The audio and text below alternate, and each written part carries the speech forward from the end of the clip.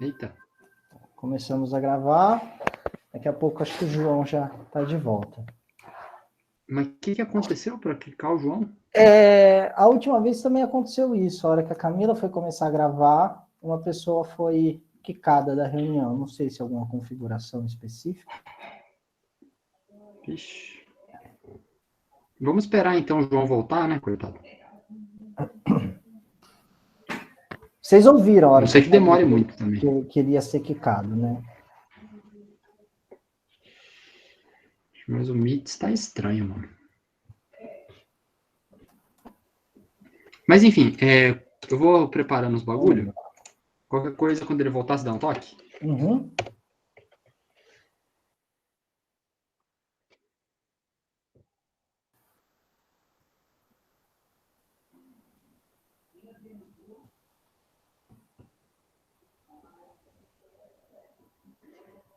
A gente espera o quê? Até Acho que 7h11? 7h10?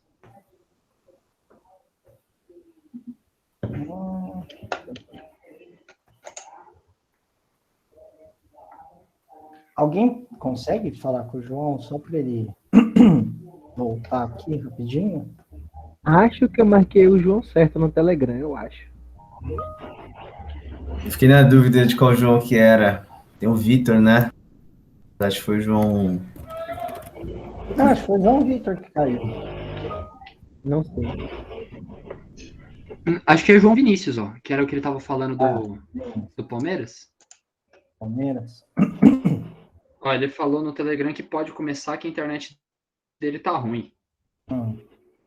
Eu vou começar então, porque qualquer coisa tá gravado, né? Tá bom, vai lá. Tranquilo. Começar então, galera. A nossa aula vai ser de introdução a funções, função afim e função quadrática. Vamos lá, começar pela introdução à função. Vocês já estudaram com a gente esse tipo de equação. X mais 1 igual a 3. Isso aí é uma equação de uma incógnita, e essa incógnita ela é do primeiro grau. Por que é uma equação? Ela é uma equação porque tem o símbolo de igual, de igualdade. Igualdade vem de equal, por isso equação, equal, é o mesmo prefixo, nem lembro dessas coisas de português, mas é o mesmo começo. Ela tem uma incógnita por quê? Porque se você vê essa equação, ela tem um x e o resto é número. Então, a gente só não conhece o valor de x, por isso é uma incógnita. Se ela tivesse y, z, aí teriam mais incógnitas. E ela é do primeiro grau, porque o x está elevado à primeira potência. Quando não tem nenhum expoente aqui à mostra, quer dizer que ele está elevado a 1. Beleza? Então, isso aí é uma equação de uma incógnita do primeiro grau. Outra coisa que vocês já viram com a gente é esse tipo aqui de equação. Isso aqui é uma equação de duas incógnitas. A gente não conhece nem o y e nem o x. E as duas são de grau 1, porque o y e o x estão elevados à primeira potência. Beleza? Para resolver equações desse tipo aqui, a gente juntava duas dessa, essa e uma outra diferente, e com um par a gente resolvia um sisteminha, que era pelo método da adição e método da substituição. Tinha as duas formas. Essa parte tudo é revisão daquilo que a gente já viu. Beleza. Mas e se a gente não tiver duas equações? A gente só tem essa equação, uma equação desse tipo aqui, com duas incógnitas. Se a gente tiver isso, a gente só consegue resolver se a gente souber o valor da outra. Então vamos lá. Y igual a x mais 2. Se a gente fixar o x em 0, a gente vai conseguir calcular o y. O y vai ser 2. Eu posso escolher outro valor para x. Se x for 1, o nosso y vai ser 3. E por aí vai. Se o x for menos 1, o y vai ser 1. E assim em diante, para qualquer valor que eu quiser colocar ali em x. Beleza. Vocês estão vendo que o valor de y ele está dependendo do valor de x? Isso quer dizer, em outras palavras, que o valor de y está em função do valor de x. Então, o valor de uma das incógnitas está em função do valor da outra. Então, nesse caso, y é uma função de x. E a gente denota isso que eu acabei de falar agora, quando uma variável está em função da outra, por esse termo aqui, ó. Y é igual a uma função de x. Beleza? Tá bom. Essa aqui é a definição bonitinha de uma função. Uma função é uma relação entre dois conjuntos. Conjuntos os mesmos que eles aprenderam lá na aula de conjuntos. E qual que é a regra para que alguma coisa seja função e para que outra coisa não seja função? Cada elemento do primeiro conjunto, ele deve ter apenas um correspondente no segundo conjunto. Pode parecer meio vago, mas com o exemplo vai ficar mais claro.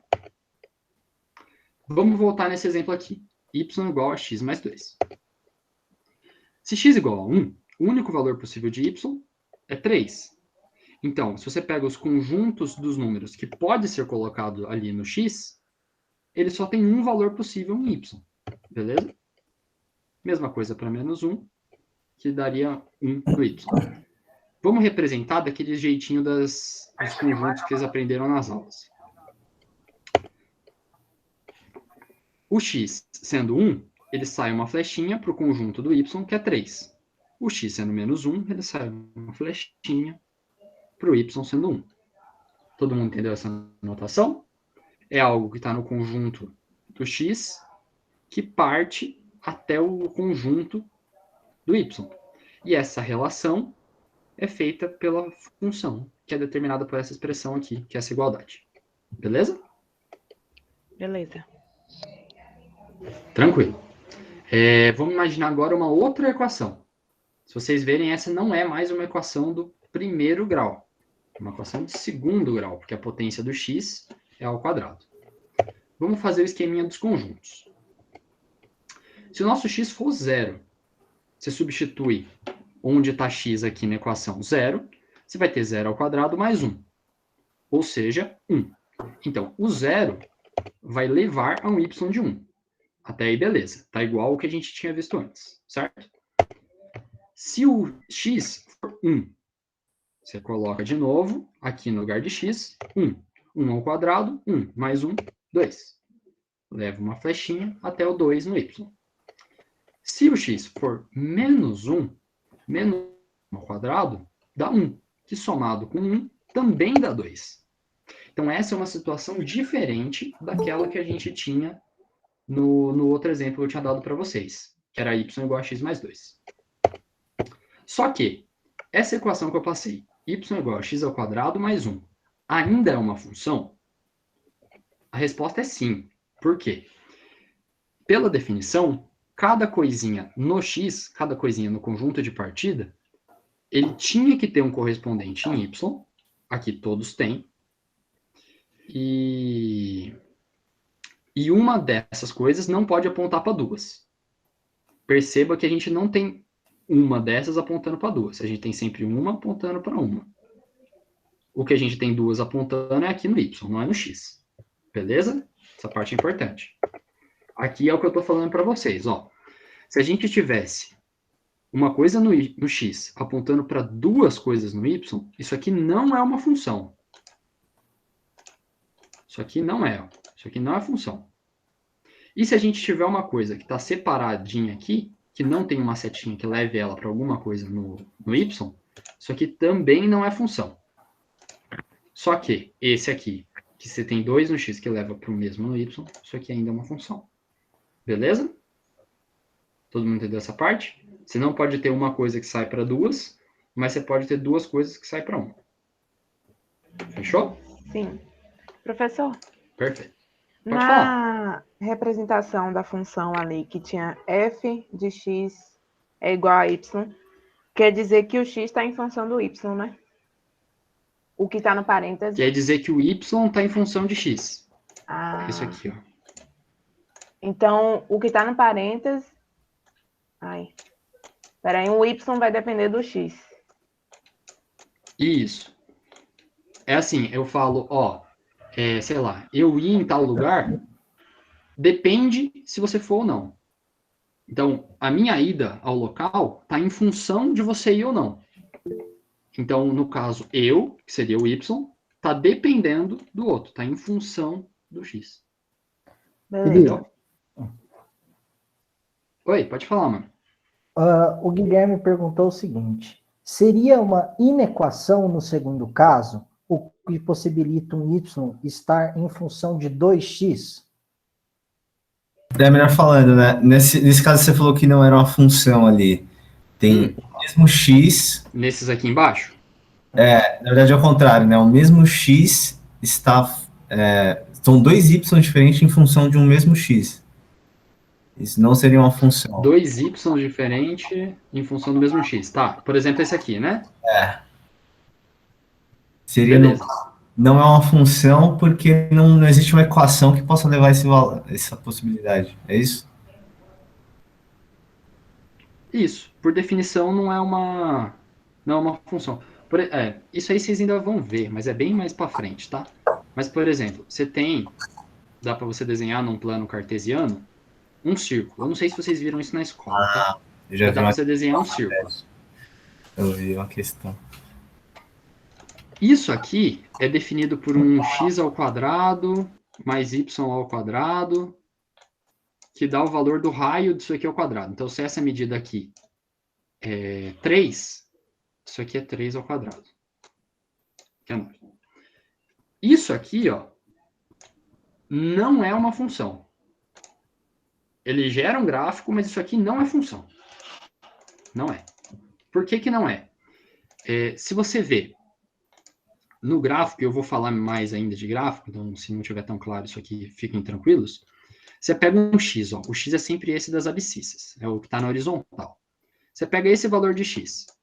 Você vê que para esse valor, você tem 2 pontos no gráfico. Ó. Você tem tanto esse aqui que eu vou pintar em azul, quanto esse aqui que eu vou pintar em verde. Então, isso aqui não é uma função. Então, você até tem uma equação. Isso aqui é uma equação, tem uma igualdade, ó, tá vendo? Mas não é função. Entendeu? Já é. Beleza. Essa parte é mais de definição mesmo. Se vocês verem, sei lá, tem um bagulho que sai para 2, então não é.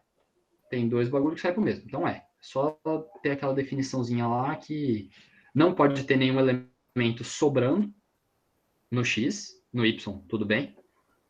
E 2 não pode sair assim, só pode entrar. Beleza?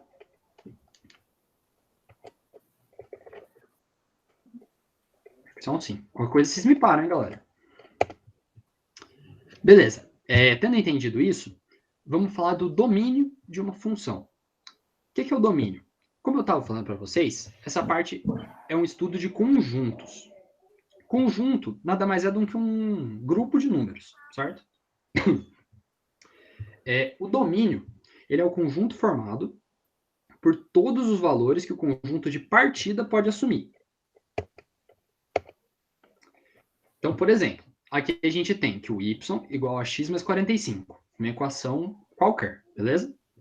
Vocês já viram que isso aqui é uma função, porque não tem nenhuma restrição, beleza? Não tem, sei lá, você bota um x, perdão, e dá um y, você bota o mesmo x e dá outro y. Não. Sempre que se você botar um valor de x, o y vai ser aquele correspondente. Beleza? Mas se, por exemplo, ó, isso aqui fosse ao quadrado, isso aqui fosse menos, não fosse mais, isso aqui fosse ao quadrado. Você passaria o 45 para lá, certo?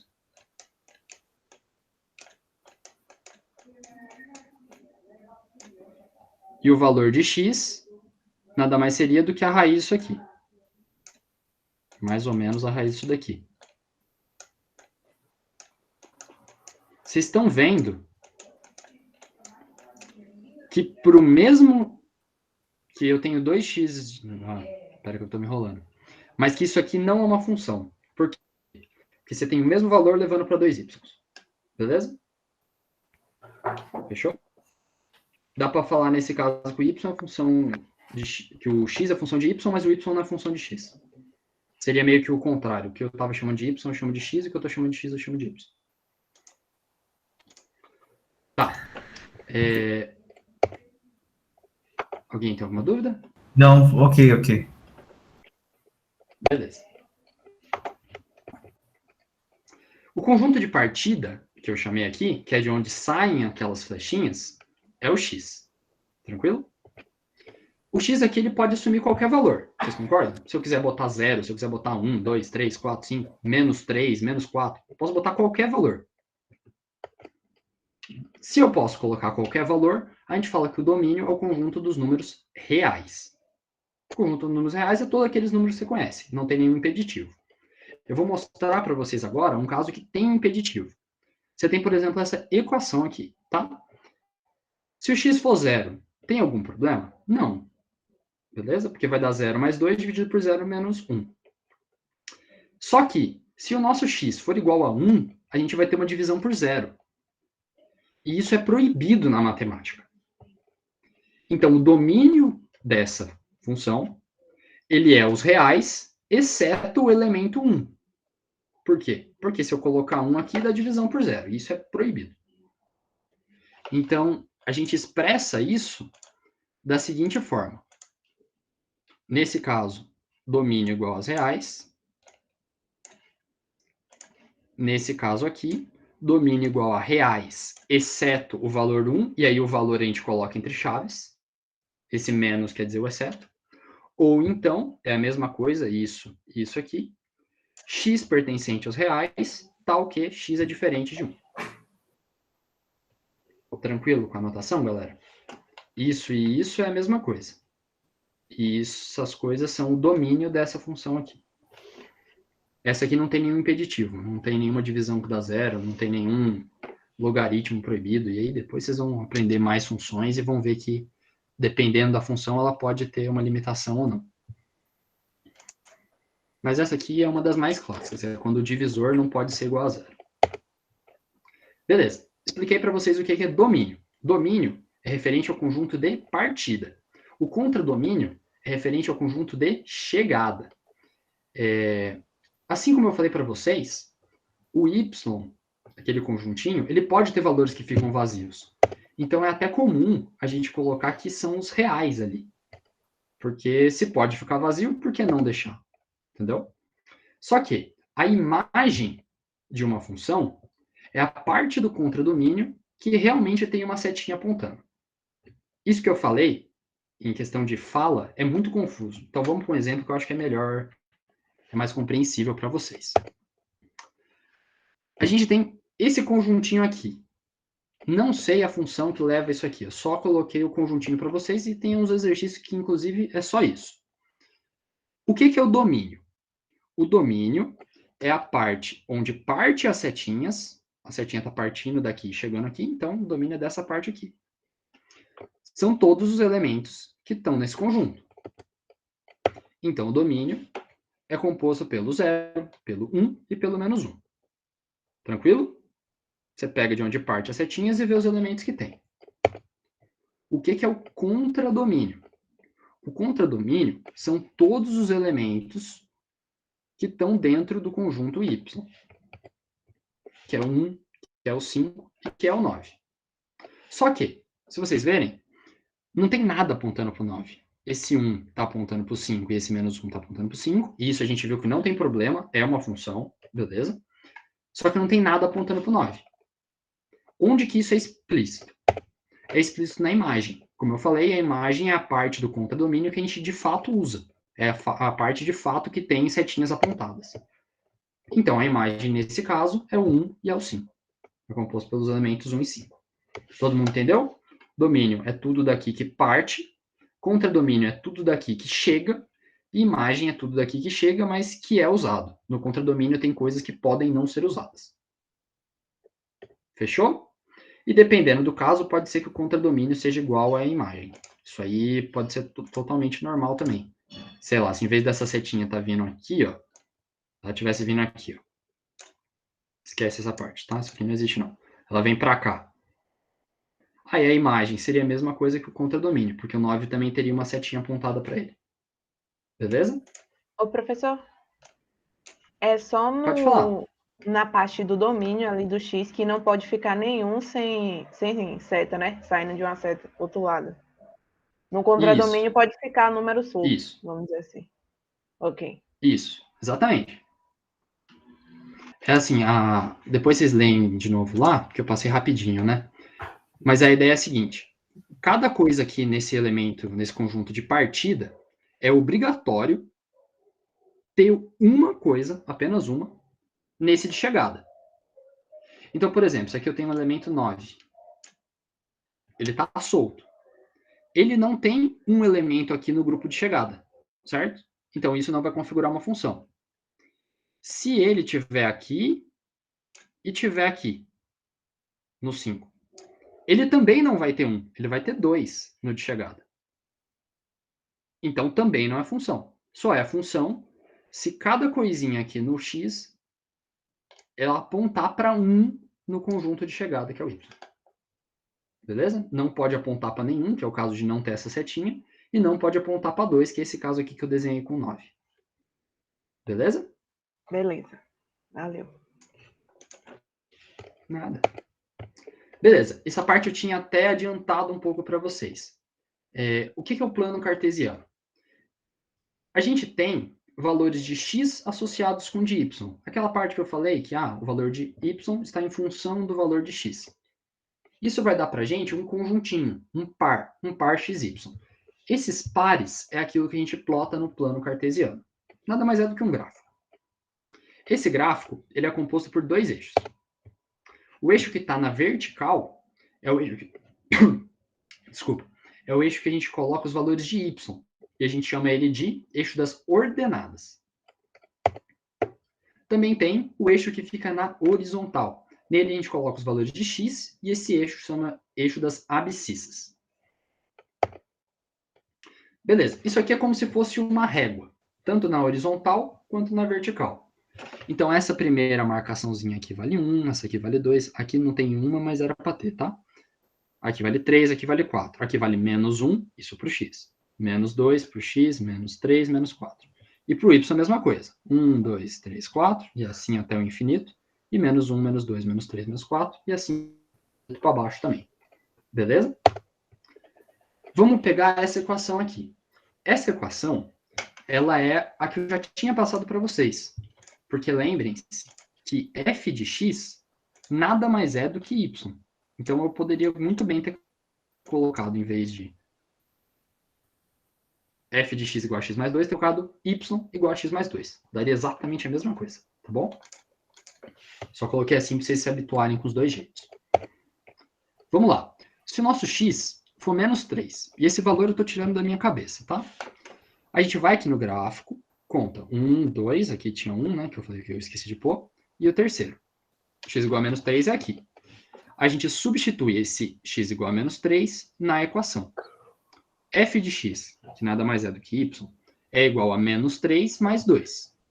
Menos 3 mais 2 dá menos 1. Então, a gente vem no gráfico, coloca onde o y é igual a menos 1, faz o tracejadinho e vê onde as duas se encontram. Fazemos o nosso pontinho ali. Esse pontinho nada mais quer dizer que o x igual a menos 3 e o y igual a menos 1 é um par. É um par dessa função. Beleza? Todo mundo entendeu? Assim como a gente fez para esses valores, para esse valor de x, a gente pode fazer para outro. Se, por exemplo, o x for igual a menos 2, pega o menos 2, acha ele no gráfico, que é aqui, e substitui ele aqui nessa equação. F de x, que nada mais é do que o y, vai ser igual a menos 2 mais 2, que dá 0. Quando é 0, a gente faz a bolinha no próprio eixo. E é essa aqui. Vocês viram também isso nas noções primitivas? Que dois pontos definem uma reta. Todas as funções que têm grau 1, como é o caso dessa aqui, elas vão dar uma reta. Então, se eu quisesse desenhar o gráfico dessa função, só de ligar isso aqui e estender para o infinito, tanto para um lado quanto para o outro, eu já teria o gráfico. Mas eu vou fazer mais para a gente pegar a prática. Se o x for igual a menos 1, que é esse ponto aqui, Eu substituo isso aqui, vai dar que o f de x também vai ser igual a 1, perdão. Faço tracejadinho, coloco o ponto. E assim eu posso fazer para quantos valores de x e y eu quiser, tá bom? Eu vou achando sempre os parzinhos. Depois de achar os pontinhos, eu posso ligá-los. Formou essa reta. Beleza? A gente praticamente desenhou essa função, escolhendo valores de x e achando os y correspondentes e colocando no gráfico. Agora a gente vai falar da função afim. Função afim nada mais é do que uma função de primeiro grau. Então, é uma equação que atende aqueles critérios lá de função, dos conjuntinhos, que uma sempre tem que ter um na outra, e que é de primeiro grau. O x está elevado à primeira potência. Se a gente colocar em funções de letrinhas, isso muitos alunos não gostam, mas alguns gostam, e é assim que as fórmulas vêm, sempre vai ter um número que multiplica o x e um número que não multiplica x. E aí vocês lembram que o exemplo que eu tinha dado para vocês era esse aqui. Nesse exemplo, o A seria 1, porque aparece 1 multiplicando aqui o x, e o B seria 2. É parecido com o que vocês viram lá em equação de segundo grau, com Bhaskara e tal. Só que aqui os nomes dos coeficientes são outros. Eu poderia também, sei lá, ter isso aqui, ó. 3x sobre 4 mais 5 nonos. Não sei, qualquer valor. Tudo bem. O A é o que multiplica o x, então é 3 quartos. E o B é o que aparece sozinho. É 5 sobre 9. O A a gente chama de coeficiente angular e o B a gente chama de coeficiente linear ou termo independente. Termo independente só porque ele não aparece multiplicando x. Como eu tinha adiantado para vocês, o gráfico de uma função afim, ou seja, gráficos nesse tipo aqui, quaisquer que sejam o A e o B, desde que sejam números, né? Eles vão ser retas. Dessa forma, a gente consegue desenhar o gráfico apenas com 2 pontos. A gente coloca 2 pontinhos daquele, liga os dois, tanto para o infinito positivo quanto para o infinito negativo, e temos a nossa reta, temos o nosso gráfico. Só que tem alguns pontos que a gente julga ser pontos importantes. O primeiro ponto desses que é importante, e quando eu digo ponto, são um parzinho de pontos, né? O valor de x e o de y, é o x responsável por fazer o y ser igual a zero. Isso é o que a gente chama de raiz da função. Então vamos lá, no exemplo que eu tinha dado para vocês, quando que o nosso y é zero?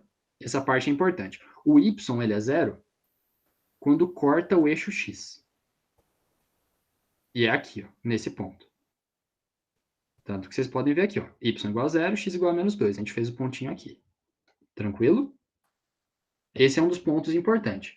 Sempre que o gráfico, e o gráfico é essa linha, cortar o eixo x, a gente vai ter o que a gente chama de raiz. Beleza? Tá, e o outro ponto, como vocês... Felipe, peraí. Pode falar. Ouviu? Rapidinho. O y vai... Calma. O y vai ser zero toda vez que essa reta cortar o eixo x? Ela tem que passar exatamente cortando o eixo. Que seria no caso do menos 2. Dá para pensar, tipo... Sim, dá para pensar tipo em altura. Então, ó, aqui...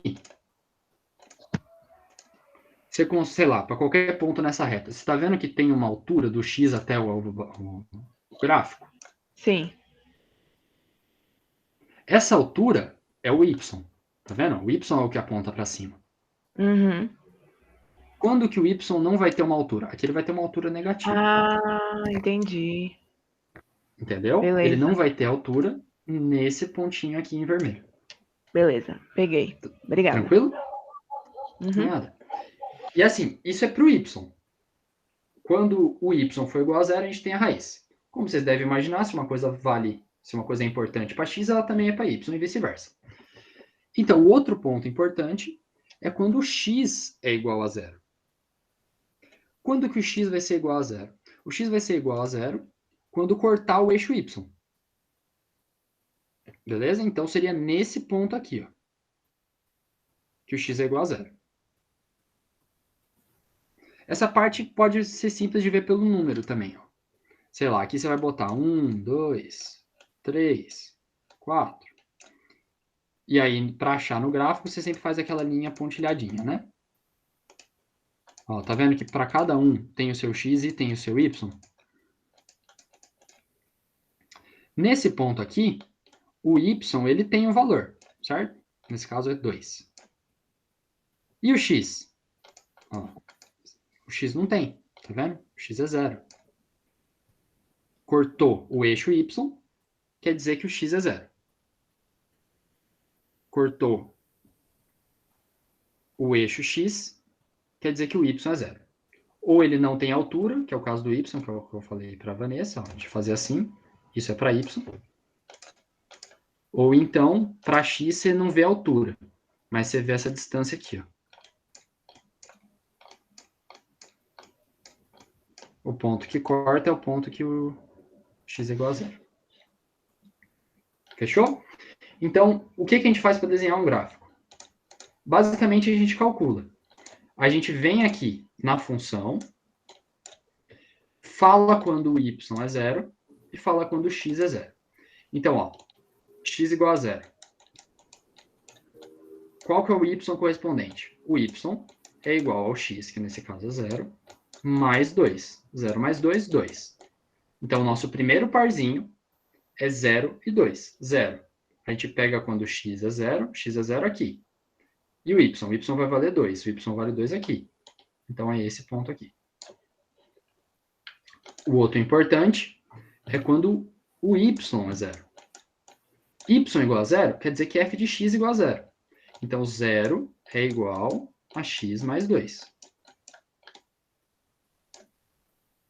Esse 2 está somando, passa para o outro lado subtraindo, vai dar que o nosso x vai ser igual a menos 2. Então, o outro parzinho é y igual a 0, x igual a menos 2. Vamos lá. Y igual a 0. Y igual a 0 aqui. Quando que o x igual a menos 2? X igual a menos 2, ó, menos 1, menos 2, aqui. Beleza? Tendo esses dois pontos definem uma reta. Passa uma reta que liga esses dois pontos e você tem o gráfico da sua função. Beleza? Todo mundo pegou, galera? Tem isso explicadinho aqui para vocês também. Sim. Perfeito, então. É isso. Então, sempre que você tiver um gráfico, você procura indicar esses dois pontos. E aí você liga e já era. Isso para funções do primeiro grau, né? Que são nessa carinha aqui, ó. Agora o Pedro vai falar para vocês de segundo grau. Tem os exercicinhos, depois vocês treinem, tá? Tem uns para construir gráfico também. Mas não se assusta, não. Não é tão difícil, não, eu juro. Pode mandar bala, Pedro. Vamos lá.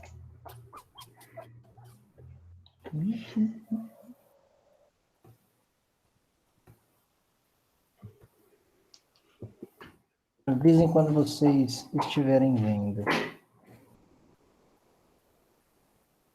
Tô vendo. Esse de construir gráfico parece uma coisa bem basicona. Felipe, a gente teve cálculo na faculdade e tem, né, Felipe? Tem prova de construir gráfico. O professor dá uma função e você tem que desenhar o gráfico dessa função. Confesso que era uma das coisas que eu mais gostava de fazer na aula de cálculo. Então, assim... E dá bastante ponto, inclusive. Dá bastante ponto. Então, assim, assusta, gente, que vocês veem o gráfico, mas quando vocês pegam o jeito, é tranquilo. Bom, o Felipe explicou, né, sobre equação, o que é uma função, e ele falou da função afim, que é a função de primeiro grau. A gente vai falar agora da função quadrática, que é uma função de segundo grau. Então, vocês lembram que quando o Felipe mostrou a função afim, deixa eu pegar a canetinha aqui. Eu fico triste de fazer depois o Felipe, porque ele desenha tão bem, que aí, né, o meu ficou horroroso. Então, o Felipe tinha falado para vocês que opa, não é o quadrado, né? Que ele como que era, Felipe? Era x mais 2? É ax mais b.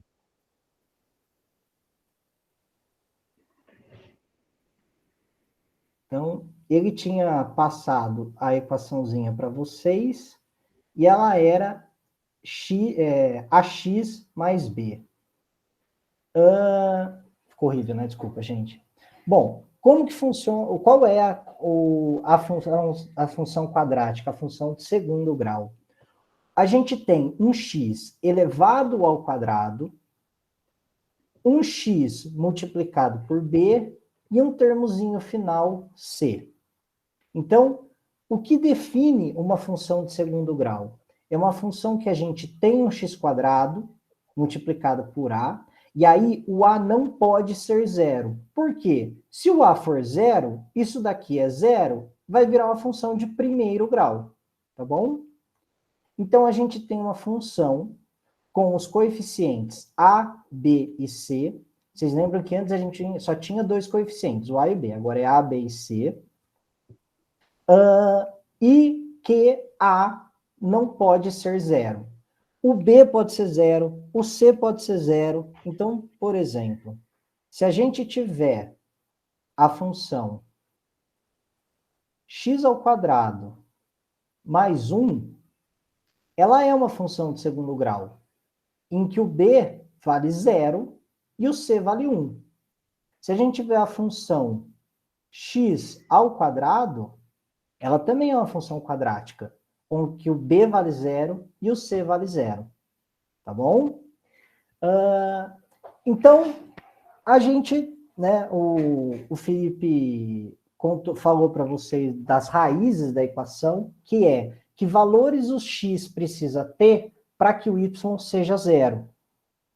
Como que a gente resolve isso? Vocês já aprenderam, acredito, na escola, a famosa fórmula de Bhaskara, tá? A gente faz aqui uma fórmula dividida em duas partes. Então, o x, para que o y seja zero, o y tem que assumir este valor, menos b, mais ou menos a raiz quadrada do delta, dividido por 2a. E o delta, b quadrado menos 4ac. Nossa, aí assim, óbvio que a gente vai fazer exercício, vocês vão pegando, mas o ponto é, precisa decorar isso? Precisa. Desculpa. Quem já viu aula minha, vocês sabem que eu tento ao máximo maneiras da gente não decorar, da gente achar de outro jeito. Essa não tem jeito. Bhaskara não tem jeito. X é menos b, mais ou menos raiz quadrada de b quadrado menos 4ac dividido por 2a. Gente, escreve num papel e cola na parede, repete isso todo dia, mas essa, infelizmente, não tem jeito, tem que saber. Tá? Vamos fazer um exercício só para vocês verem como isso não é um bicho de 7 cabeças. Eu tenho que calcular a raiz dessa equação aqui. Menos x quadrado, mais 5x, mais 6. Então, que números que o x tem que ter para que o meu y, o meu f de x, seja zero? Bom, aqui vamos primeiro tirar os coeficientes. O primeiro coeficiente é o número que está multiplicando o meu x quadrado. Como é menos x quadrado, o meu coeficiente é menos 1. Meu a é menos 1. O meu b é 5 e o meu c é 6. Simples de achar o coeficiente, certo? Então, agora é só a gente substituir naquela formulazinha. Então, aqui a gente sabe qual é a fórmula de Bhaskara. Vamos substituir. O b vale 5, b quadrado, menos 4, vezes a, vezes c, dividido por 2a. 5 ao quadrado, 25. Menos 4, 6 vezes menos 1, menos 6. Menos 6 vezes 4, menos 24. Menos com menos vai me dar, aqui, ó, vai me dar mais. E 2 vezes menos 1, menos 2. Eu estou passando um pouco rápido, mas assim, se vocês quiserem que eu desacelere e faça passo a passo, vocês me falam, tá? Não tem problema. Estou meio que pulando a parte algébrica, né? Agilizando a parte algébrica, para a gente entender o conceito geral. Mas se ficar corrido, vocês me chamam, por favor. Então, o x é menos 5, mais ou menos raiz de 49, dividido por menos 2. Raiz de 49 é 7. Aí a gente, então, vai descobrir que quando a gente calcula as raízes de uma equação quadrática por Bhaskara, ela vai ter dois resultados diferentes. Se a gente assumir, vocês estão vendo aqui que é sempre mais ou menos? Por quê? Porque a gente vai fazer duas equações no final. A primeira é menos 5 mais 7 dividido por menos 2. Menos 5 mais 7 dá mais 2. Mais 2 dividido por menos 2, menos 1. Menos 5 menos 7 é menos 12. Menos 12 dividido por menos 2 dá 6. Então, eu tenho que as duas raízes da minha equação são menos 1 e 6. Ou seja, quando o meu x valer menos 1, ou quando o meu x valer 6, o meu y vai ser 0. E aí, a gente tem uma coisa legal da função quadrática, que é a seguinte. A gente tem a função, a gente usa Bhaskara e a gente acha as raízes da equação. Mas eu também posso escrever essa equação em função das suas raízes, que é o seguinte. A função, ela é a vezes x menos a primeira raiz, multiplicado por x menos a segunda raiz. Então, por exemplo, nessa equação que a gente está falando, o que a gente teria? A minha menos x quadrado mais 5x mais 6. Eu sei que a minha primeira raiz é menos 1 e a minha segunda raiz é 6. Eu substituo menos 1 e 6 aqui. Eu sei que a minha função pode ser escrita como menos 1 vezes x mais 1 vezes x menos 6. Se a gente fizer resolver isso daqui, x vezes x, x quadrado, x vezes menos 6, menos 6x. 1 vezes x, 1 vezes menos 6, menos 6. Menos x quadrado mais 5x mais 6. É exatamente esse valor. Por que eu estou falando isso? Porque em alguns exercícios, você vai ter as raízes dessa equação. E aí, através das raízes dessa equação, você consegue calcular qual é a função em si. Tá bom? Dúvidas até aqui?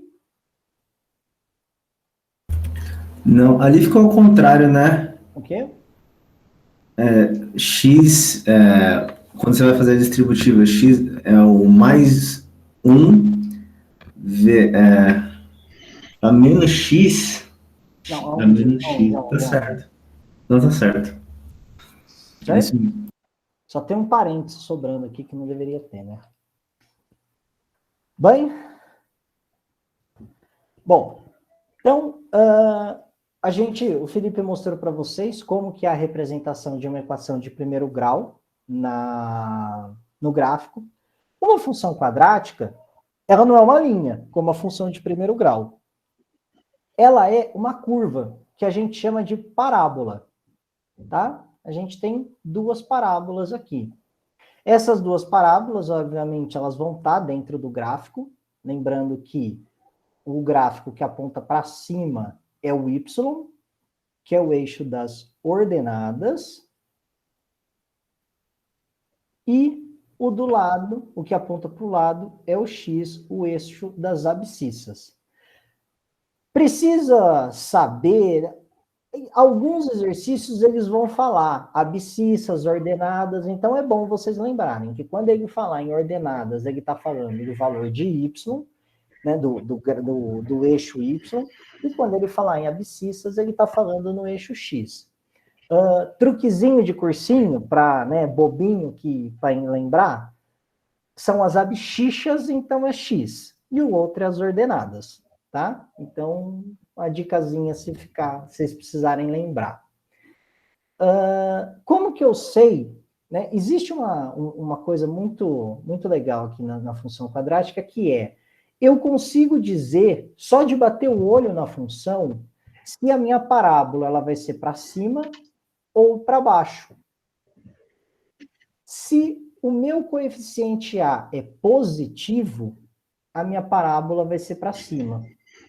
Se o meu coeficiente A é negativo, a minha parábola é virada para baixo.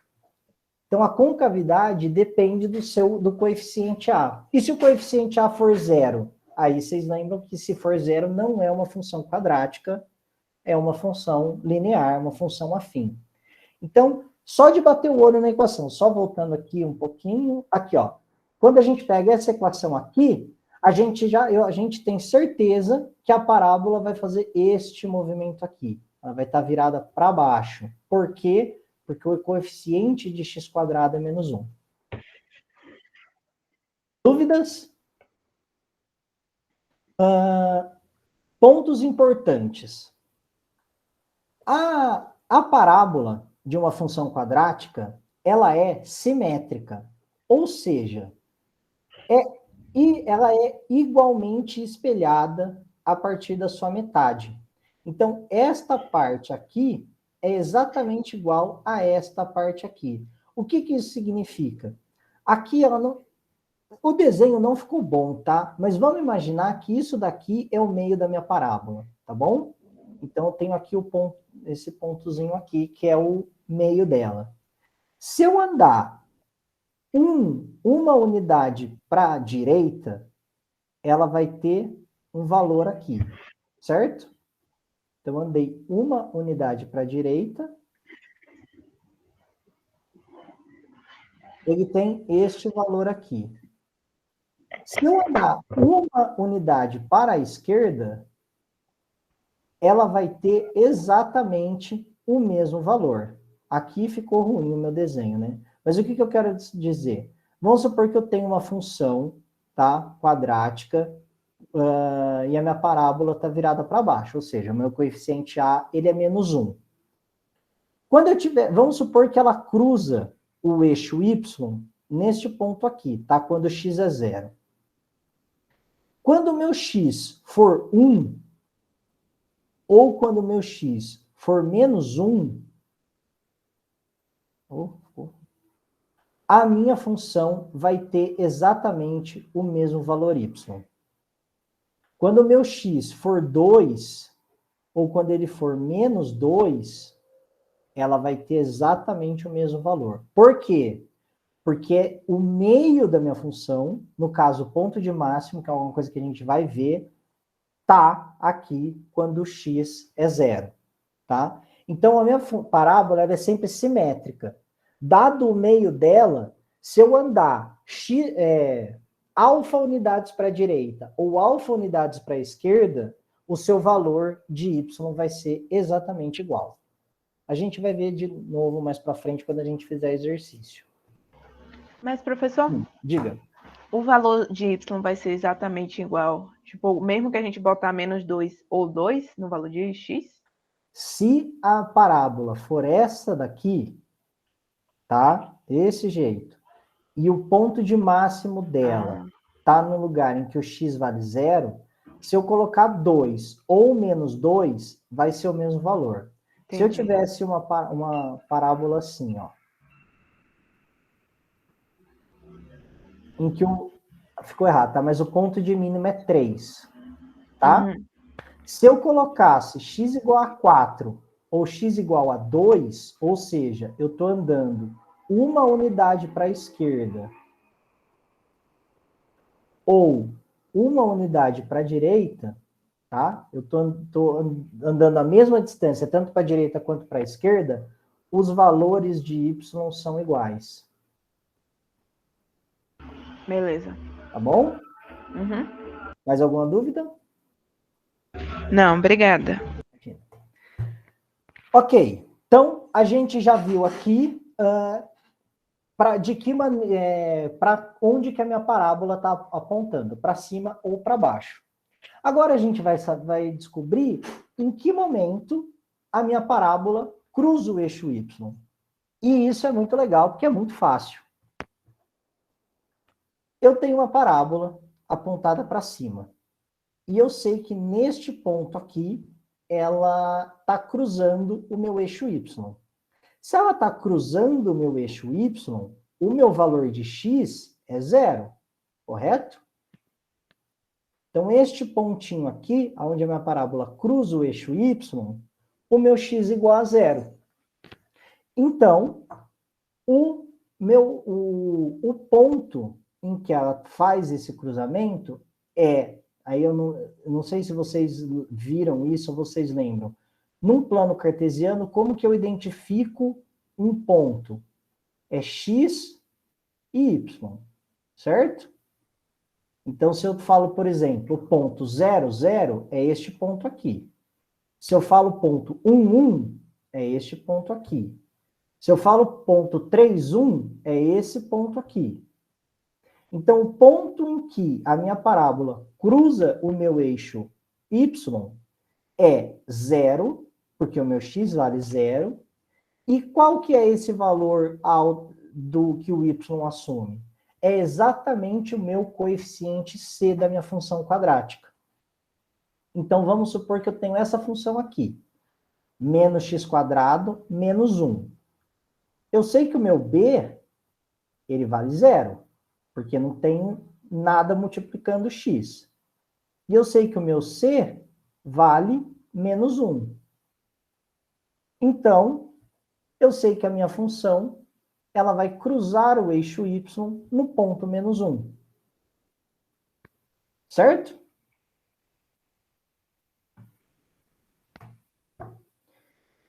Raízes da função. A gente viu que já calculamos por Bhaskara, que a raiz da função é o valor que x assume para que o meu y, ou seja, a minha f de x, seja 0. Quando o meu y vale 0, quer dizer que eu vou ter um ponto exatamente em cima do meu eixo das abscissas, do meu eixo x. Então, para encontrar a raiz da equação, a gente usa a fórmula de Bhaskara e o resultado que a gente encontra, o x' e o x duas linhas, né, que é a anotação que eu coloquei, é aonde a minha parábola vai cruzar o meu eixo x. Então, por exemplo, eu tenho a minha função x² menos 4x mais 3. A gente sabe que o meu delta, né, é o b² menos 4ac. A gente resolve e a gente encontra que o delta é 4. Vai na fórmula de Bhaskara e a gente encontra as duas raízes da equação, tanto 1 quanto 3.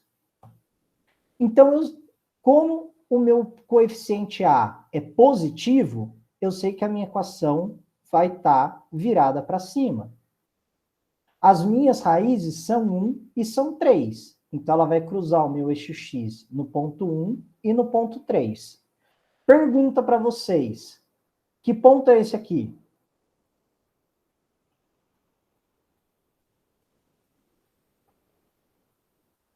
Zero três. Por quê?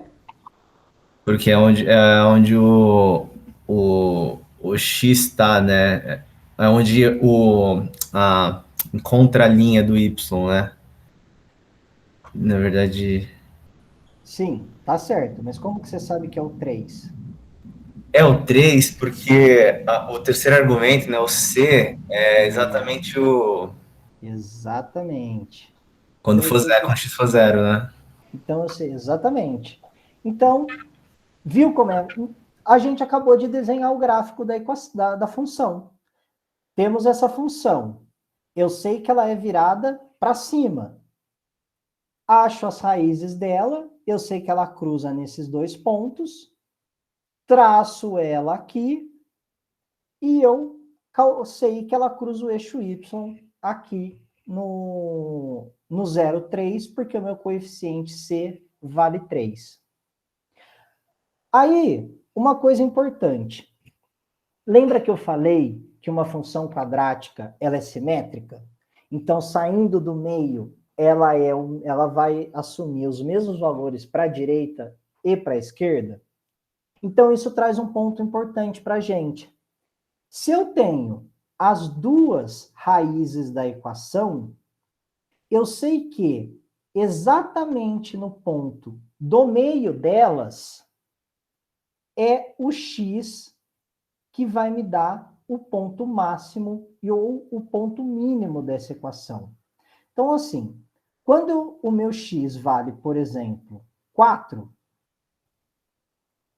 eu sei que a minha função, que o meu y vai valer algum valor aqui em cima, tá certo? Quando eu sei que o meu x vale 3, eu sei que o meu y vale 0. Quando o meu x for 0, o meu y vai valer 3, e assim por diante. Como a minha parábola está virada para cima, ela vai continuar aqui para cima eternamente. Então, eu não tenho um ponto de máximo da minha parábola, mas eu tenho um ponto de mínimo. Como que eu acho esse ponto de mínimo? Vejo a metade das duas equações, das duas raízes, então, entre 1 e 3, eu tenho 2 aqui. Eu só preciso resolver essa equação substituindo x por 2, que eu vou achar quanto que é o ponto mínimo dessa equação. Então, ficaria 2 ao quadrado, 4, menos 4 vezes 2 é 8. Nossa, gente, desculpa, tá? Eu não sou bom igual ao Felipe. Mais 3. 4 menos 8 é menos 4. Mais 3, menos 1. Eu sei que o ponto de mínimo dessa função é o ponto menos 1, 2. Vocês viram como não é difícil desenhar gráfico? Encontro as raízes, descubro se ela é virada para cima ou para baixo, descubro onde ela cruza o ponto y, vejo a metade das raízes, substituo na equação e eu encontro o ponto de mínimo aqui. Simples assim. Ó, são 8:05, eu vou dar só mais uma coisinha importante. Ah, aqui o ponto de máximo e de mínimo, né? Eu acabei me antecipando. Ó, então a gente tem essa função, que é exatamente igual ao do exemplo anterior. A gente sabe que as duas raízes são 1 e são 3. Então a gente tem essa equação aqui, esse gráfico aqui. Qual é a metade entre 1 e 3? É o ponto 2. A gente substitui, menos 1. O ponto de mínimo é 2 e o menos 1. Dúvidas até aqui? Última coisa, aí... É só uma dúvida. Então eu posso jogar o x do vértice na... É o x do vértice, esse carinha, né, que fica no meio aí, entre os dois. Esse é o x do ponto mínimo ou do ponto máximo. No máximo. Então eu posso jogar esse cara na função direto e... Ah, da hora. E aí você acha o ponto. Entendi. Tá? Quando a gente faz por Bhaskara, deixa eu voltar aqui, a gente tem esta equação aqui, certo? Lembra que quando eu falei com vocês, a gente sempre vai encontrar duas raízes, e é por isso que a gente tem o mais e o menos? Existem momentos que isso não vai acontecer. Como vocês sabem, uma raiz quadrada, o número que está aqui dentro, ele tem que ser um número positivo, né, maior que 0. Desculpa, ele pode ser 0, né? Não pode ser um número negativo. Se eu tenho um número positivo, eu tenho duas soluções para essa raiz quadrada. Por exemplo, qual é a raiz quadrada de 4? Mais ou menos 2. Qual é a raiz quadrada de menos 4? Não existe. Então, o meu delta da equação, ele pode assumir 3 valores diferentes. Ele pode ser maior do que 0, 0 ou menor do que 0. Se o meu Bhaskara for maior do que 0, que foi os exercícios que a gente fez até agora, a gente tem duas raízes da equação. Ou seja, o gráfico vai cruzar o ponto x em o gráfico vai cruzar o eixo x em 2 pontos diferentes. Se o meu delta for 0, raiz quadrada de 0 é 0. Então, eu só tenho uma raiz da equação. Ou seja, a minha função, o meu gráfico, vai tocar o ponto x o eixo x em um ponto apenas. E se o meu delta for negativo, o que às vezes vai acontecer, eu não tenho raiz da equação. Ou seja, não existe nenhum valor que x pode assumir que o meu y seja zero. Nesse caso, o meu gráfico da função não cruza, nem toca o eixo x em nenhum momento. Então, aqui para vocês entenderem, se eu tenho um coeficiente positivo e o meu delta é maior do que zero, eu tenho duas raízes na equação. O meu gráfico faz isso daqui e ele toca o eixo x duas vezes. Se o meu delta é zero, eu só tenho uma raiz da equação. Então, o meu gráfico vai fazer isso aqui, ó, ele vai tocar e vai voltar. E se o meu delta é negativo, ele não toca o eixo x em momento algum. A mesma coisa para quando o meu coeficiente é negativo. A diferença é que o meu gráfico é virado para baixo. Dúvidas? Tem uma no chat, Pedro. O Diga. Vitor perguntou, se o índice da raiz for ímpar, pode ter raiz de número negativo, né? Não, como? Não, basicamente ele falou que, por definição, se o índice da raiz, sei lá, raiz quadrada, o índice é 2. Ah, tá. Então. Entendeu? Só que aí nunca vai ser porque é a fórmula de Bhaskara. Isso. Sim, se o índice de uma raiz for ímpar, eu posso ter um número negativo dentro dela. Mas a fórmula de Bhaskara diz que a gente só vai ter raiz quadrada. Então, no caso de uma função quadrática, eu nunca vou ter um delta menor do que zero. Quer dizer, eu posso até ter, mas eu não vou ter solução para o delta menor do que zero. Porque neste caso a gente só vai usar a raiz quadrada. Mas está certo. Se o meu índice da raiz for ímpar, eu posso ter números negativos dentro dela. Ó, ele agradeceu. Boa. Bom, já são 8h10. A gente deixa, então, eu tenho 3 exercícios para a gente fazer. Eu vou conversar com a Paula, ver se eu como um pouquinho da aula dela de quinta, ou se na terça, próxima aula, a gente faz de novo. Mas vou liberar, porque eu já comi muito tempo.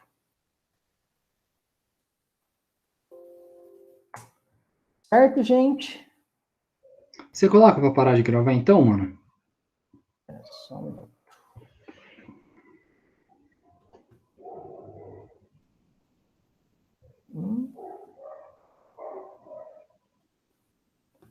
Coloquei. Aqui.